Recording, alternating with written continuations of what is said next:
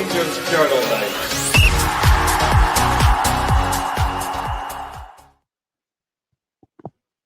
Good afternoon, everyone. Welcome to your Friday edition of the Rangers news here on the Rangers Journal. I am Bob, and with me today I've got Cammy. Cammy, how are you today, pal?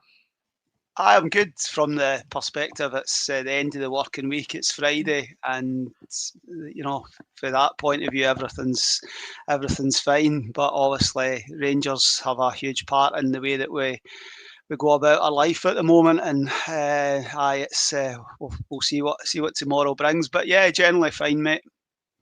Good. Glad to hear it. So, yeah, we've got our Rangers news here for the week. If this is your first time watching us this week, where have you been? We've had daily pods, daily shorts. So please get yourself over to the YouTube channel and like and subscribe, as it does help with the channel and the algorithm. Tell your pals, tell everybody, get yourself subscribed to the journal page on socials, but more so YouTube, as it greatly does help the team. So, yeah, we've had the press conferences this morning from Liam Kelly and Russell Martin before the Hibs game tomorrow afternoon. Cammy, I know we spoke just off air briefly there that you hadn't caught the press conferences.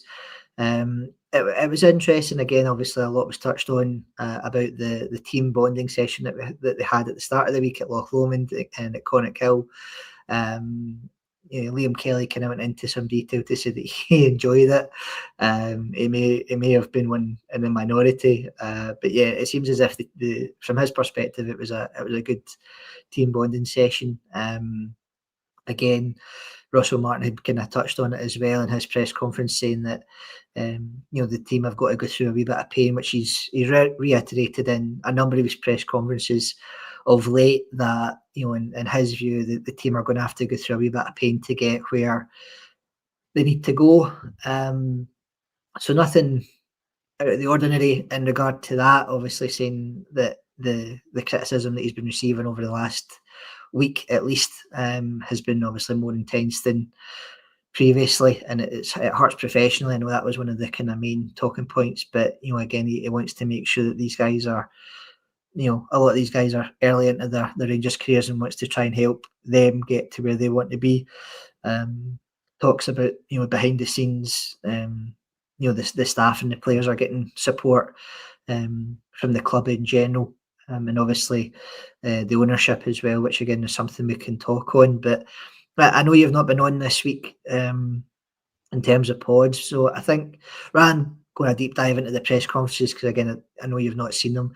Just your general take on the last week or so since the Hearts game, and even before that, what your kind of general take is on Russell Martin and what you're seeing as from your own fans' perspective. How long have you got? To be honest with you, I've not been on, so this could very easily take 45 minutes. To be perfectly honest with you, I think that the Hearts game last weekend was as toxic an environment as I've ever experienced watching Rangers. Wasn't pleasant at all. Official decisions went against us, etc. But the overall performance was abysmal. I can understand what the manager's talking about, a bit of pain, but my thing is that we're now on the 19th of September, bar an hour against Pilsen at Ibrox. I've seen nothing to cling to. You're watching other teams in other countries that are making a lot of changes and bringing in new coaches, etc. And some are having an instant impact, and you can see an identifiable style. One of my concerns about Russell Martin right at the start was that he wasn't going to be flexible enough. And I think a lot has been put about the style and how he wants to play. But I think he's actually thrown, in the last few weeks, he's just thrown at a wall sort of situation. I was going to swear there, but you know what gets thrown at a wall. Yeah. And I look back to the first game against Motherwell, and we had Max Aarons playing left back, you had Tav playing right back, and then he took Nico off after an hour. He then threw the players under the bus after the game, and he was playing the inverted fullbacks at that stage. But I think it's it's not as if he's like sticking to this is the way I am going to play. The past, and not actually going anywhere has been the only consistent for me. I just think at time, I just think it's changing from game to game, particularly since the Bruges game. We're barely creating chances. All the possession is in the wrong areas. Big Majowski last weekend was feeding on. I mean, I'd love to know if he touched the ball more than 10 times in the time he was on the park. So the atmosphere, as I say, inside the stadium wasn't nice. From a personal point of view, I feel sorry for Russell Martin from that. I'd feel sorry for anybody, to be perfectly honest with you. But we've reached a point now where his position's untenable, to be honest. I think he could win the next 35 games.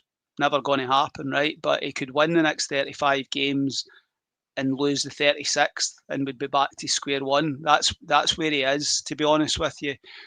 I see one of the comments talking about blaming Thelwell more than Martin. I blame the people that appointed him. So this is not, and I think I've said this during pods during the course of this month, this is not all on Russell Martin. He's obviously very good at interviews and good at talking the talk, and you know he's ticked all the boxes with regard to what they heard. But the people, so the question for Russell Martin, the question for Patrick Stewart and for Kevin Thelwell would be, was he seriously the best candidate? So my thing is it's 100% on Russell Martin, because he is the manager of the football club and its results. He has to put a winning Rangers team on the park, but it's not just on him, to be perfectly honest with you. I think in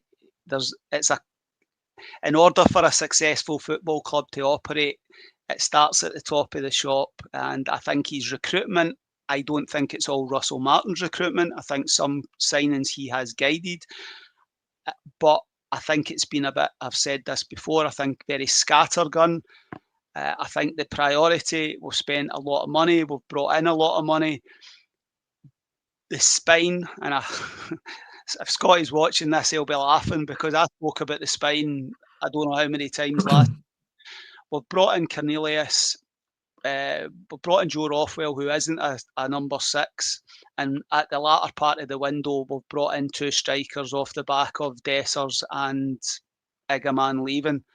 But for me, the priority should have been leaders and strong spine, and that's character. I think we looked at Connor Cody, and I think it appears to me that we didn't have a plan B when Connor Cody didn't happen. So why did we not have a plan B? Because he would have had the leadership skills, etc., etc. So yeah. I did say I could talk for 45 minutes here. So just on the general things, the team build thing, I don't have an issue at all with that. It's the timing of it. It's the optics. You're off the back, winning games. I don't have an issue with regard to team building. Why not do it pre-season when you are team building? When you've went to, where did we go, to St George's Park for pre-season? I'm sure there's somewhere close to St George's Park that it could have happened. I'm not saying they've got Conic Hill and all that sort of stuff, but I don't think England doesn't have hills and doesn't have lakes and what have you. So if you're wanting to do that sort of thing, great. It's a modern thing, and I just think doing it on the Monday when the mood of the Rangers support and the mood of the players and all that sort of stuff is. But he couldn't win. Listen, he could have taken them into the city centre. He could have taken them along Paisley Road West and went into every Rangers bar and bought everybody in the pub a pint on Monday, and it wouldn't have been looked at favourably. So he's very much damned if he does, damned if he doesn't. At this point in time, the only thing I care about, and I've said this I'm blue in the face is Rangers winning games of football, and that's the problem. Rangers aren't winning games of football, and that's the problem, and that brings us to where we are now. Yeah, no, I agree. I think everyone that's probably watching's in the same boat as us, Cammy. They just want to see a successful Rangers team on the park and try to put the off field business side of it to park that and just enjoy what we see on the park, which we're not getting at the moment. And it was something that kind of was touched on on the press conference this morning, that the Russell Martin is trying to get the team to that point. It's just obviously not. It's just not clicked. I agree with you. I think the Pilsen game aside, we've seen nothing of what we were promised by him, or reinforced by Thewell in the summer, of a high pressing attacking team. It just looked as if they're they're scared to make the wrong pass, to do the wrong thing. In the middle of a competitive game, and there's maybe just, again, due to the pressure that we have been putting on them as fans, as a club, that's obviously starting to take its toll so early on in the season, which just doesn't help matters. It doesn't look as if it's going to help matters long term. Again, he touched on the fact that if the team had been winning and he had done the team building on Monday, then nobody probably would have thought too much about it. But again, as you say, it's the timing of it. It's the fact that we've had a very, very poor game on Saturday against Hearts. We at no point looked as if we were going to score, we were going to win. Most of the folk probably going to that game were going there more in optimism than in hope, than in pragmatism, to think we're going to turn Hearts over, because we both know, most of the fans, most of the folk watching this will know that, and again, it's been touched on in other pods in terms of managing, potential managerial candidates, that McInnes always has a very well organised team, structurally set up against us, whether he's been at Hearts or Kelly or Aberdeen before that. So yeah, I mean, I don't take issue with the team building exercise itself to try and take the pressure off the players after a tough game at the weekend, and obviously the backlash that they received afterwards. Which again, I don't agree on. It's players are just trying to implement what the coaches is telling them on the training park, and they can only do so much. See the one thing, Bob. Yeah. I was listening to Martin Ramsey, a respected voice within the Rangers support, and Martin spoke about the players almost having paralysis with regard to actually forgetting how to do things. And I think that something was said to Russell Martin last weekend about, and that what must have been a difficult press conference for him to do so straight after a game. I always feel sorry for players and managers in that situation, but they said about Rangers didn't look as though they were coached. I actually think the players potentially look over-coached, and I know that sounds daft. I think they're given instructions, and I could be completely wrong. I don't think there's any it doesn't appear to me as though they're allowed to deviate from the instruction. So it's like, this is my box and I have to stay within this box, and I have to pass. It's almost quite robotic. There doesn't appear, Gassam apart, there doesn't appear to be any sort of individuality sort of thing. And I'm not saying everybody goes out in the park and plays off the cuff, but I think see if we could see something. I go back to what I said very early on there. See if you could actually see that intensity and pressing and tackling and commitment and all that sort of stuff. The thing that really rips my knitting is the two centre halves playing passy between each other and then passing it to the right to Tav and then passing it back. That's not getting the fan. That's half the problem. See if we were playing in the opposition half. There was so many occasions on Saturday again where the ball got wide, whip a cross in. I'm not talking Borna Barisic throw 450 crosses in a game, but there's a time and a place to do it. Yeah. And you watch Pep Guardiola, and they always compare about these coaches try to do things that Pep does. Pep will go long. Pep Yeah. Pep's got a way that he wants to play, but if he has to go long, he goes long. He brings Haaland back and he heads the ball to the defence and he gets the ball wide and all that sort of stuff. So it's just, I just think we look they look scared. And I know the manager spoke about anxiety. I think the players look, I don't think they're scared of Ibrox. I think they're scared of not doing what they've been told to do, which I think is basically restricting their ability to actually do something off the cuff. And I think Yeah. that's one of the many issues that Nico Raskin has with Russell Martin. He isn't doing what he's told. He's something Russell Martin said very early on about Nico was that he needs to do less. Nico wants to be here, there, and everywhere, and he doesn't want to just do one particular thing. So I think Yeah. there's so many factors. To be honest with you, it's I mean the comment there. Pep has no clue. Pep has a clue, but what I'm trying to say is perceived philosophy managers can still have a flexibility and still understand that you know that's it's just show variety and just see if you were Yeah. seeing intensity. And as Roy Keane said after the Man United game, just smash into a tackle, get the Yeah. crowd going. You know that it's the Yeah. fact that we're so tippy tappy playing football in the wrong areas, and that has been a consistent thing. Russell Martin Yeah. can talk about going through a bit of pain, the players going through a bit of pain, and the players getting counselling and support and all that sort of stuff. What about us that are actually watching it? Yeah. No, I agree. I think it's tough because again, as we keep touching on that, we've really not seen the style of play that we were promised in the summer when he came in.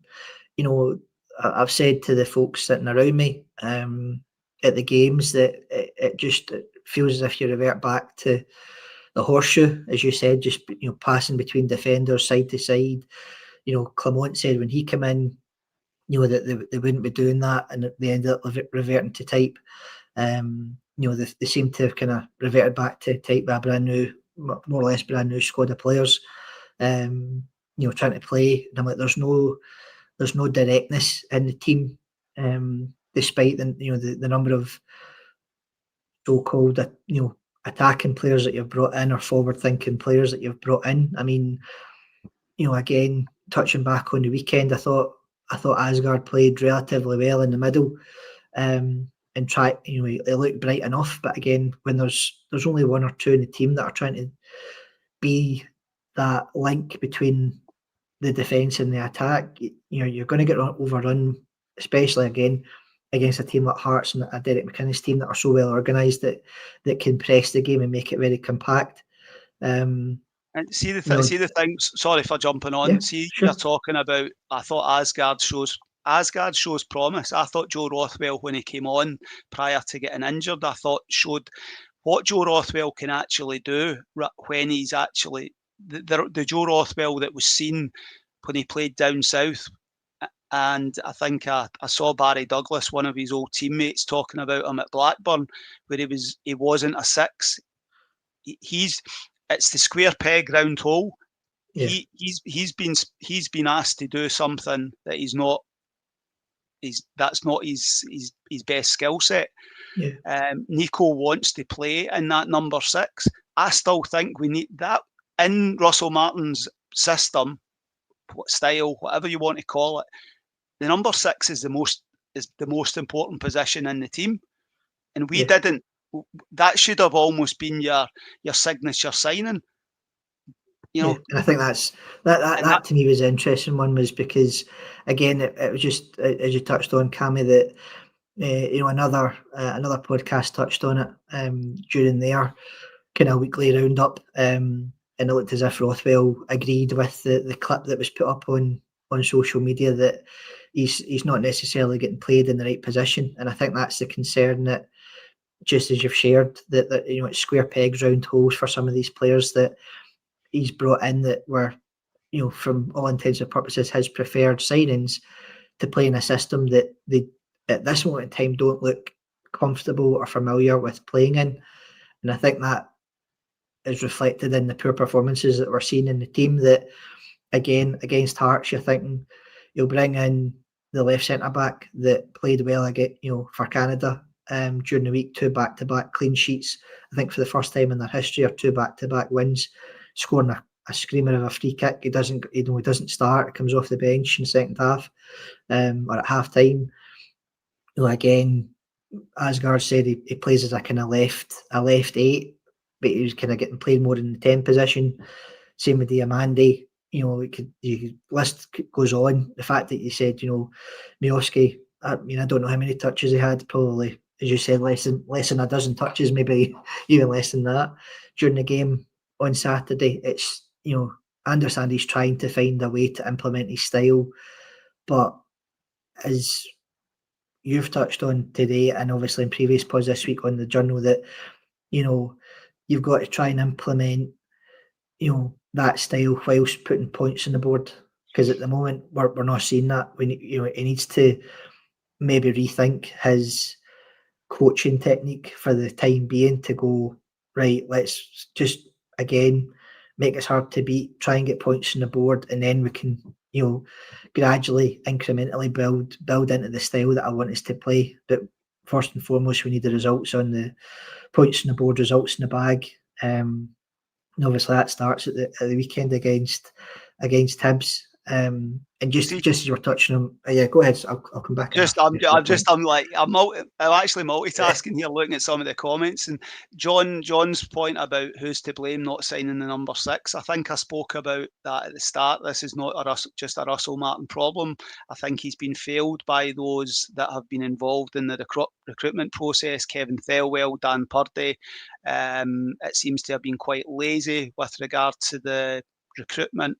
In my eyes, I think they spoke about why they had done what they did, didn't necessarily agree with it. I said on the transfer pod on deadline day that I was disappointed with our business. I didn't think we had done enough. Still don't think we've done enough.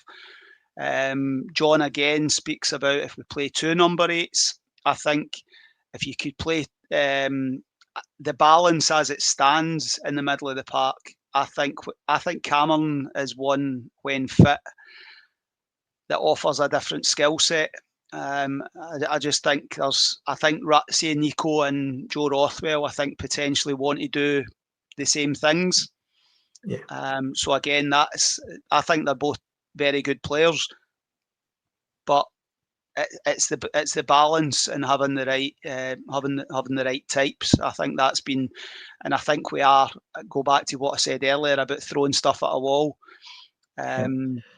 John says about Connor Barron. Somebody says about Connor Barron needing more games. Well, I thought Connor Barron last weekend was awful, but he had been very good against Celtic. But that's Connor Barron. It's no Connor Barron's fault that he's been asked to do something that is not his forte.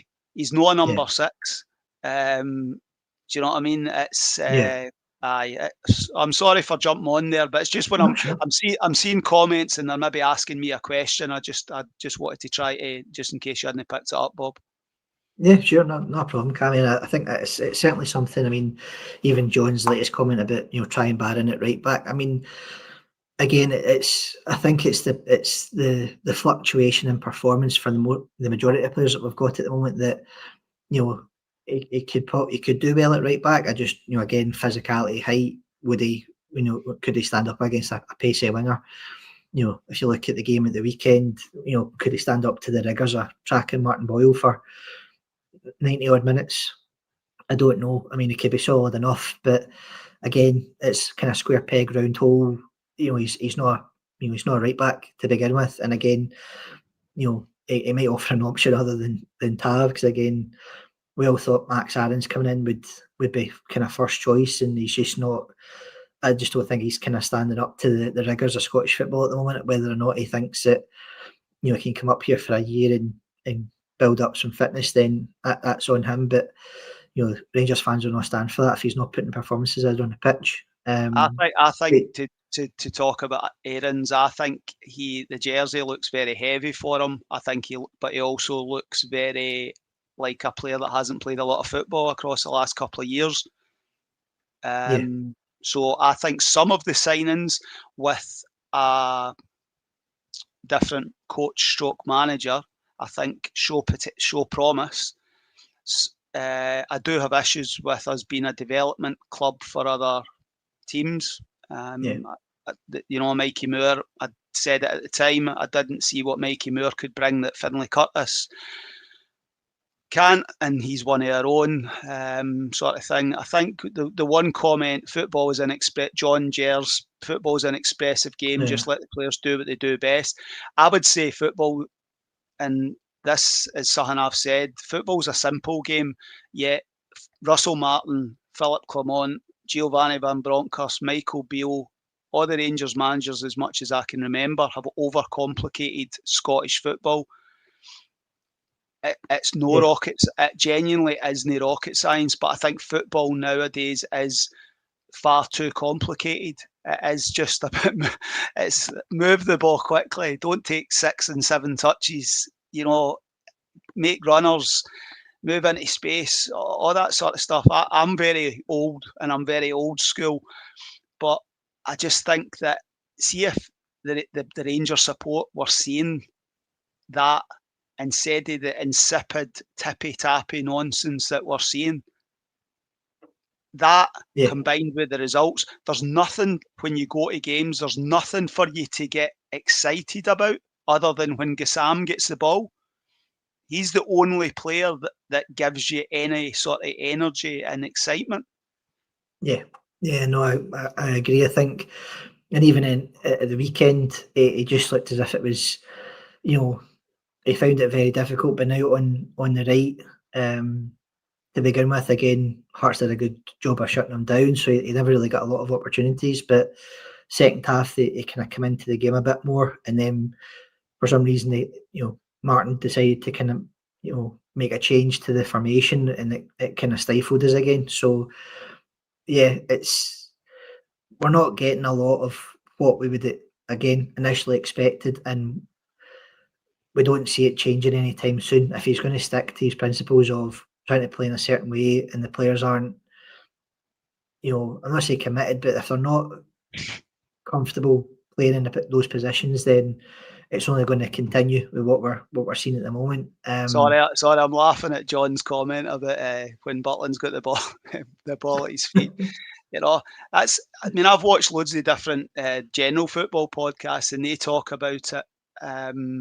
Who was I was watching? Des Walker was on the Overlap, and he was talking about how frustrating it is that the goalkeeper and the centre halves have got so much of the ball. And this is a guy that's played at a good level down south, and this is not just a Rangers thing. Football generally is rubbish to watch compared to, as I've said before, I'm giving Callum history lessons back in the 90s and the 00s when it was Rooney and Van Persie and Van Nistelrooy and Gerrard and all these guys, when football was actually fun to watch. But I think a lot of the comments echo. Russell Martin said something last weekend about it was very hard to actually make sense of what he was saying because he looked a man under pressure and he was getting a hard time. But I think he spoke about simplifying things. And I'm a bit like, it's the 19th of September. The time to simplify it wasn't now. The time to simplify it was 8 weeks ago when you were in pre-season, right? This is what I want us to look like. But I'm no Harry Potter, and I can't wave a magic wand and turn you into the best team in the world inside. But do you know what we're going to do? We're going to work on our press, and we're going to press teams to death, and we're going to get the ball back. And see, when we get the ball back, this is what we're going to do. Instead of trying to do everything in the space of one summer. It was never going to just try to master one aspect of it. Yeah. Show the energy, show the intensity, show the pressing. And it's Scottish football. You'll get the ball back fairly quickly if you Yeah. do that. But by messing about with the ball at the back, that's where that's the problem. And I'm not saying go Mike Bassett 4-4-2 and launch it, get it in the mixer and long throws and all that sort of stuff. But see, when there's a time to play a long ball, play a long ball, get the defences turning. See, when there's a time to get the ball in behind and fire crosses in, do it. Yeah. Don't No, have I agree. Yeah. don't have your defenders with all your players with all your possession stats. The opposition half is where the game should be played, particularly at Ibrox. You know, but Yeah. I feel like I'm going off piste here, Bob. That's all But right. it's you did say you thought we would struggle to fill 45 minutes here, eh? Yeah, I know. I know. I didn't. I know. I say that every time, Cammy, but I think we're doing well so far. But yeah, I mean, even just for the folks that are watching it, it is just to I know the gaffers watching. So again, just a shout out to like and subscribe. Join us on the YouTube page. I see there's just under 300 watching. So every like and share and subscribe is crucial for us, and we really appreciate it. So yeah, please go over and do your stuff. Just bringing us back into the kind of last week or so, Cammy. I mean, even today's press conference, again, just touching on Nico, Martin said he was back in the squad. So again, whether he starts or he's on the bench, we will have to wait and see at around 4:30, 4:45 tomorrow to see what the team sheet tells us. But yeah, again, it seems as if he's obviously working his way back into the first team picture. Again, that was a strange one because again, it's been touched on, by yourself and obviously again, multiple folk on this podcast, another fan media podcast, that he was the players' player and the players' player of the season last year, and yes, he's challenging, but then again, you should have that, and there should be a constructive criticism, and I'm not say heated discussions, but there should be a bit of discussion going on between the management and the players to try and get the best out of the team, which is overall the most important thing. So for me that was an interesting point that was brought up in the press conference today, that he was at least back in the squad and that he's been training well. I see. To be honest with you, though, as much as I've seen snippets of what's been said and Nico's back in the squad, could you imagine the reaction if he had said that Nico's still not involved in the squad? I think that would bring forward any sort of protest, wouldn't it? And see, to be honest with you, see, like a week ago when he announced he wasn't part of the squad, I just think that this is where I think a lack of common sense. Nico should have been involved in the squad last weekend. You know what I mean? I just think that it just doesn't create, you could have had Nico on the bench. I just think it adds fuel to the fire.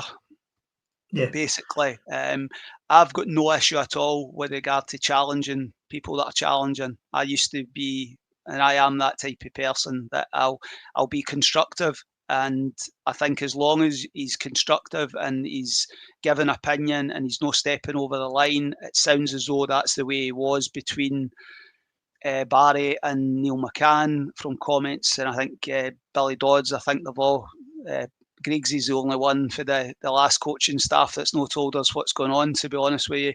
But I think that's fine. Challenging's fine as long as you respect your manager, and it doesn't go over the line. That's the issue.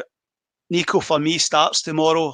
I didn't hear anything about Joe Rothwell, whether if there's an injury or I don't know. But I think it's an easy win. I think Russell Martin's past the stage beyond.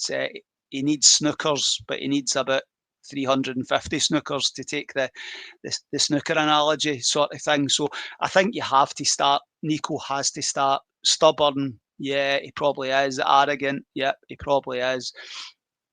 But for us to have the best chance of winning the game, Nico Raskin has to be playing in the middle of the park tomorrow. How that looks, who else is available, then that's entirely up to the manager.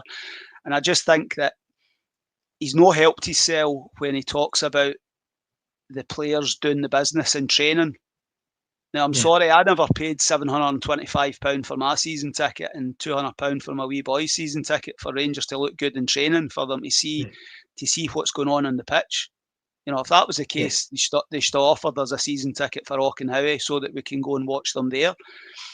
You guys are only seeing the outcomes. That's because the outcomes are all that matter. What you do Monday to Friday is important, but it's what you do on the pitch when you cross that white line that he will quite rightly be judged on.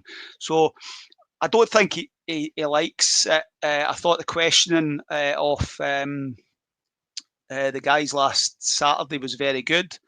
I need to quickly touch on Jim White, who had a bit of a meltdown on Talk Sport when he realised that the difficult questions on Monday he spoke about, it was really great to hear those sort of questions from the journalists, and then the next day he realised that it wasn't journalists, and he went two-footed, So Jim White, he fits in perfectly on Talk Sport, to be honest with you, and Rangers as a football club shouldn't be having anything to do with Jim White. We're quite happy to have him hosting events and what have you. There's plenty of Rangers-minded people that could be doing these things, but No, Nico, I agree. I think Nico needs to play. Nico wants to go to the World Cup. Nico wants to play for Belgium at the next international break. He just has to get his head down and be part of a winning Rangers team, and that's that for me, really. I think, enjoy Nico while we've got him. Yeah, no, I agree. I think this time next year we'd be still lucky to have him. I think this year's a very important year, whether he signs a new deal or not. I think it would be good if he did.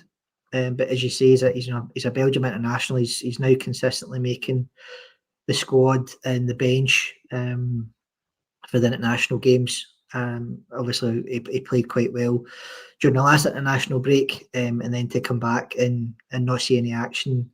I seen today that he's not been involved in the Rangers team since the Bruges game away from home, which just is, I think, just goes to show why we're desperate to have him back in the team. I think just agree completely with what you said.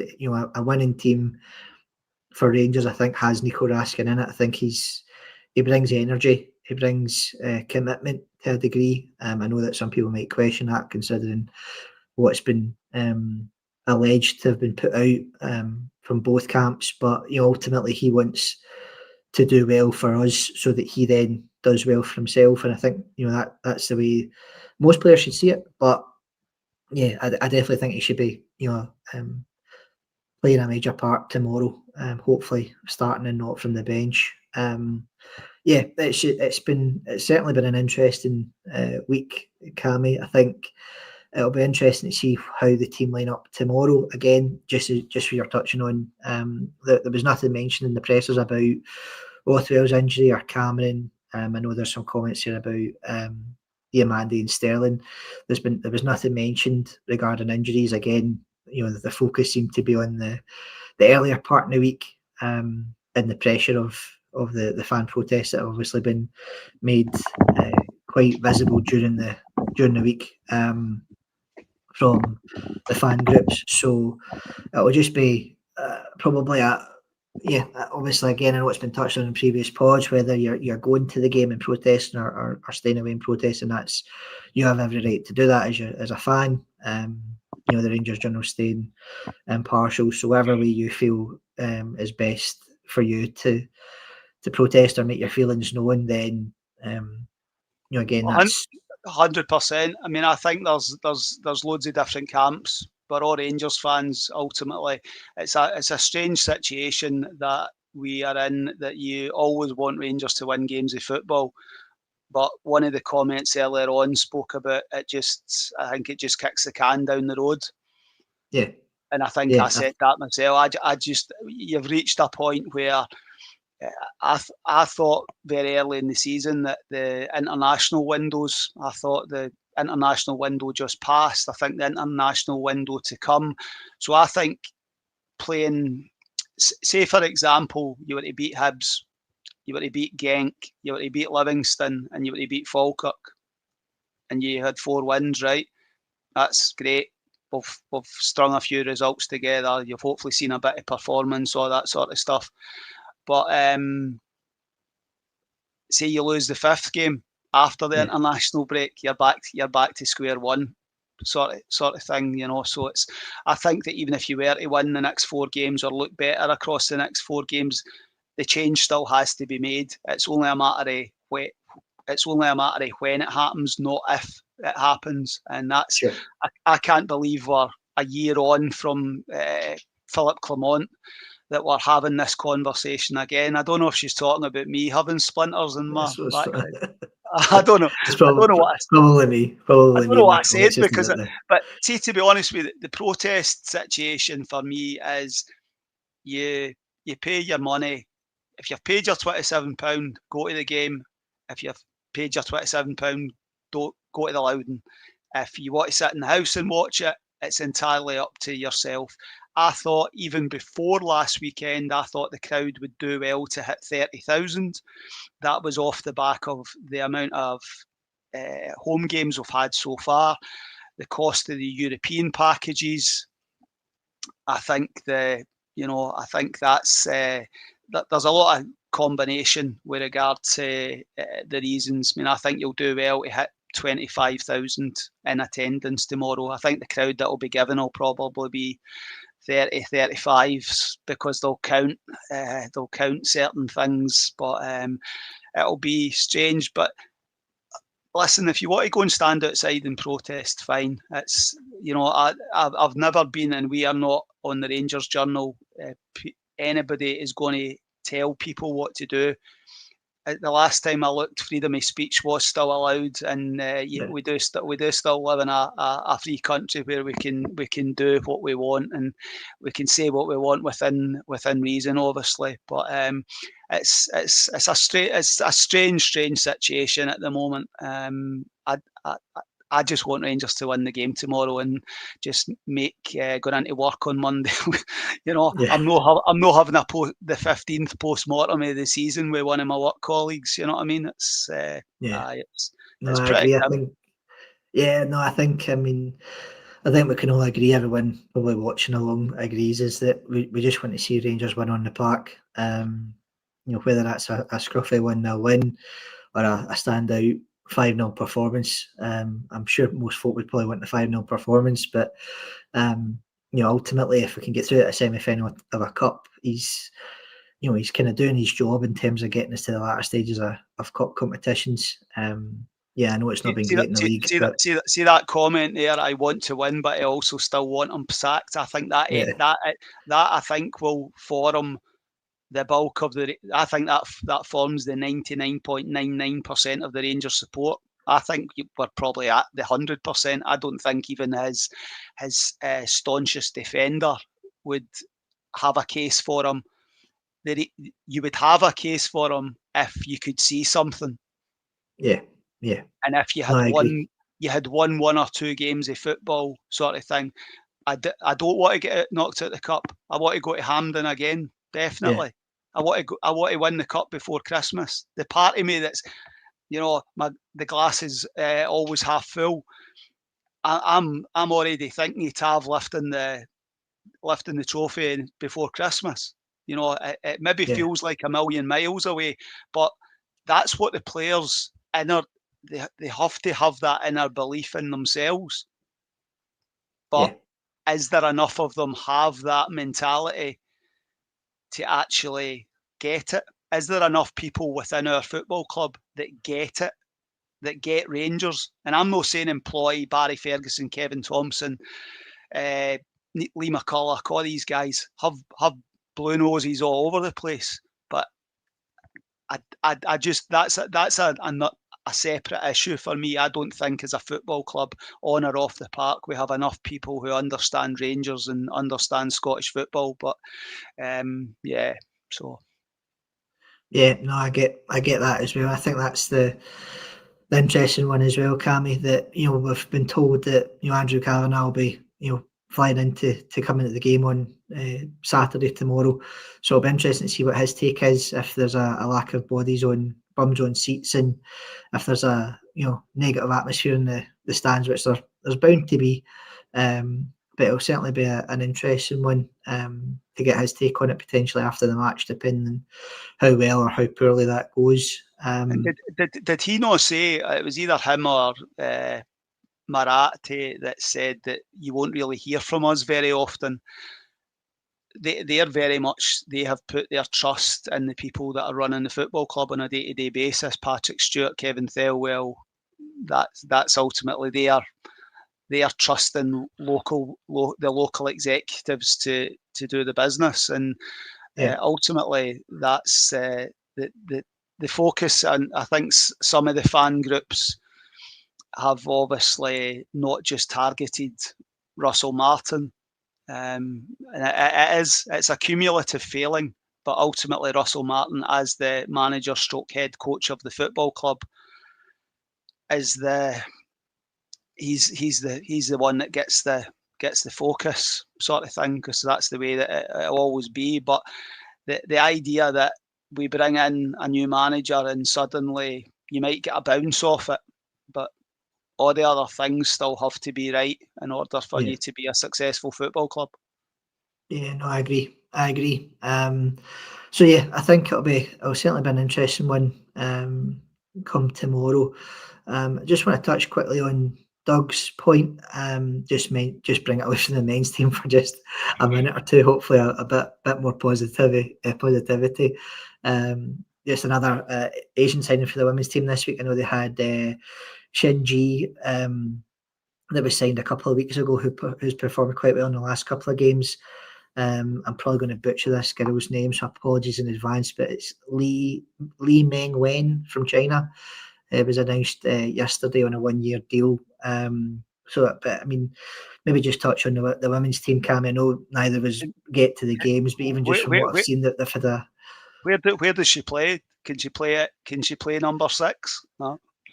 I don't know. Actually, not sure what position she plays. Is that the number 6 signing? And we're kidding on that we've actually signed her for the women's team, and she's going to be playing alongside Nico tomorrow in the middle of the park. Sorry, you never know. I know it's not an area that I follow massively, I must admit.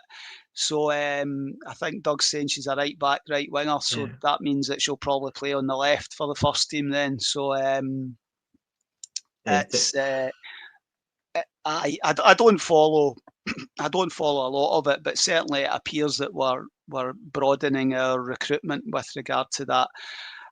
And the same thing. I mean, I've met Leanne Crichton, and she's a very good speaker and what have you. But it doesn't matter where you are within the football club. She's probably said that herself.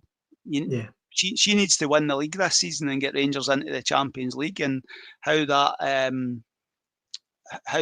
go about that, then great. But every area of the club, first team, academy, women's team, Rangers is just about winning. And I answered, I think our own social media on Facebook had asked a question about like a philosophy manager or a stability manager, and I just said I wanted a winning manager, because that is ultimately what Rangers is. It is very simple. Rangers just need to win games of football, and that find a way to win games, and understand that no 2 games are the same, and you can be adaptable to different situations and different physicality and what have you. But Doug's Doug probably pays more attention to it than me, but I'm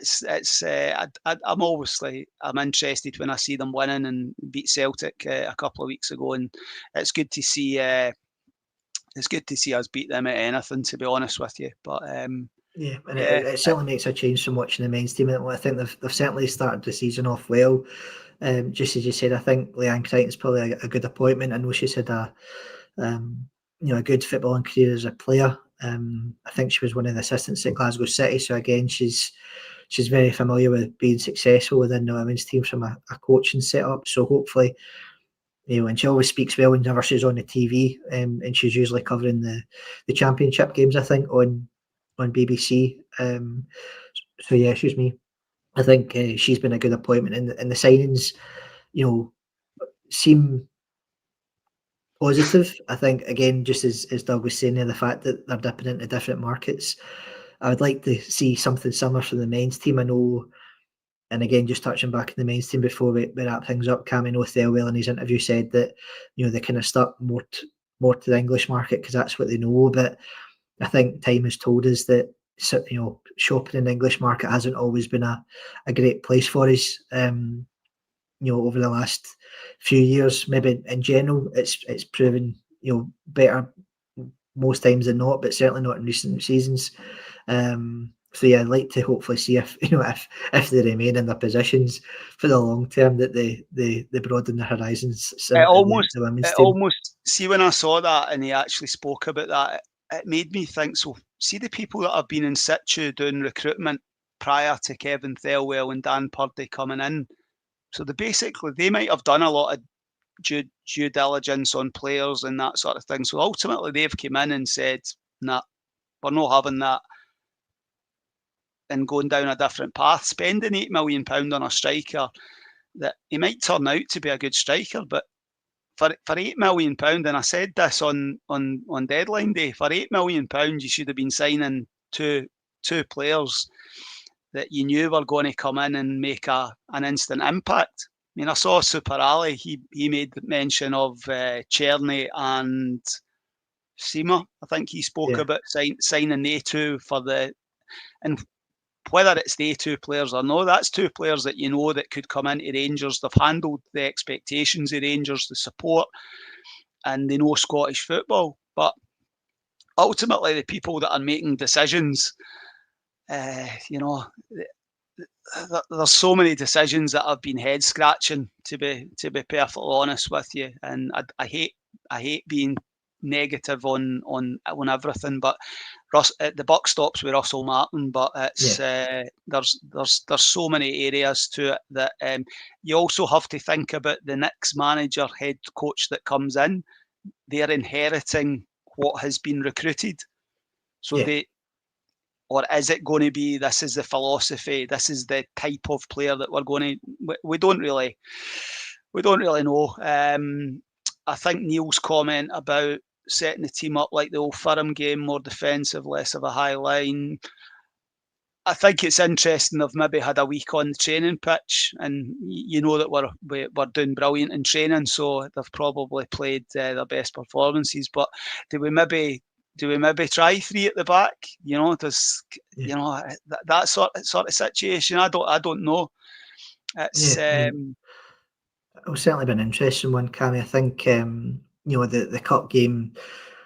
Again, ultimately, the main outcome is you want to get through at the semi-final. So it'll certainly be interesting to see how he sets up. Again, depends on the availability of players as well. Just as you touched on the fact that there was no mention of whether Rothwell will be in or not. Diamande, Cameron, I know they've had little knocks as well. So it'll be interesting to see how he sets up. Do any of the new signings get start the game to try and bed them in and give them more game time. Sorry, it's certainly an interesting one. Does he go against the grain of what he's been doing recently, just to try and get the result over the line? I'm sure all these questions will be answered see the tomorrow one at thing. 5:45. Score Yeah, the see if we could score the first goal. Do you know what I mean? I've yeah, said that for long and weary. If Rangers score the first goal, but the problem is we're not creating enough chances.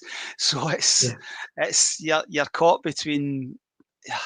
It's just trying to find that balance, keep the back door shut, but also play on the front foot and what have you. And I want us to see a performance tomorrow that you can actually see something in, and not more of the same. Sure. No, I agree. I think we certainly want to be seeing some form of style service into the front. If he plays two up top, hopefully we can get an early goal, as you've said, and hopefully go in and get a positive result. Again, just conscious of time, so just before we wrap up, a final shout out to the folks that are watching. Please like and subscribe. Join us over on our YouTube channel. Join. You can see the banner at the bottom. It's only 99p a month to join as a membership team, part of the membership team. You get some extra content that the guys are putting out, not only daily, but obviously articles and everything else that goes along with the journal team. So final shout out before we wrap up to get yourself liked and subscribe and share the podcast with all your friends that are blue noses, even if they're not. Just get them to subscribe. Every subscription helps, as they say. But yeah, I'm again just conscious of time, Cammy. So just final thoughts on the game tomorrow. What do you think the outcome will be? I think I'll answer Paul's comment. Bojan Majowski, first goal scorer tomorrow. I just hope it's not a consolation goal, but I'll be. Listen, I always believe Rangers can win, regardless of. I think we'll be in the draw for the last four. We'll kick the can down the road a wee bit further, and we can then look forward to Genk on Thursday night. But it's going to be a bit of a surreal sort of apathy, atmosphere, all that sort of situation. But it's what we do. So we shall see what tomorrow brings. But I think we'll get a narrow victory. Yeah, same. I think it'll be. I'm going to say 2-1 within 90 minutes. I seriously don't want to prolong any sort of agony in the stadium. So I'm hopeful for a 2-1 victory tomorrow at the game. Remember, folks, I think it's a 5:45 kickoff, so it's an evening when I think it's on one of the pay-per-view channels. So if you're not getting along to the game or not wanting to go along the game, it'll probably be on the TV. If you'd much prefer to the comfort of your own armchair to go and sit in the stadium. But yeah, we'll wrap things up there. Cam, is there anything else you want to touch on just before we close out? To be honest, 57 minutes. I think I've spoke for 54 of the 57 minutes. So thanks to the people watching for listening to my havering and what have you. But that's what happens when you've not been on a podcast for about 10 days, and you get it all out across 45 minutes. But listen, onwards and upwards. We just have to see what tomorrow brings, and hopefully it's a Rangers performance that we can enjoy and a result that we can enjoy. But no, it's always good to chat, mate. Yeah, same. As I say, I've not been on for a while, so it's been good to air out our grievances and kind of let off some steam over the last kind of couple of weeks and the performances in general. So thanks very much for joining us today.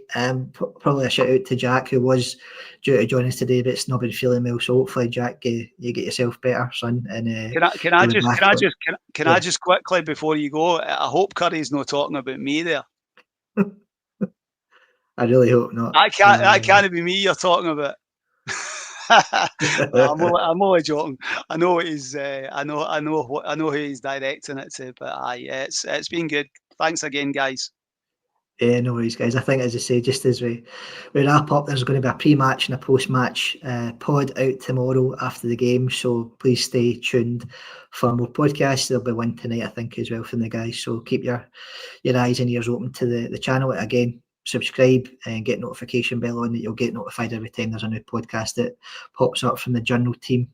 But again, thanks again, Cammy, for joining today. And there's nothing else to say, but hope your team wins tomorrow. And every night is a Rangers journal night.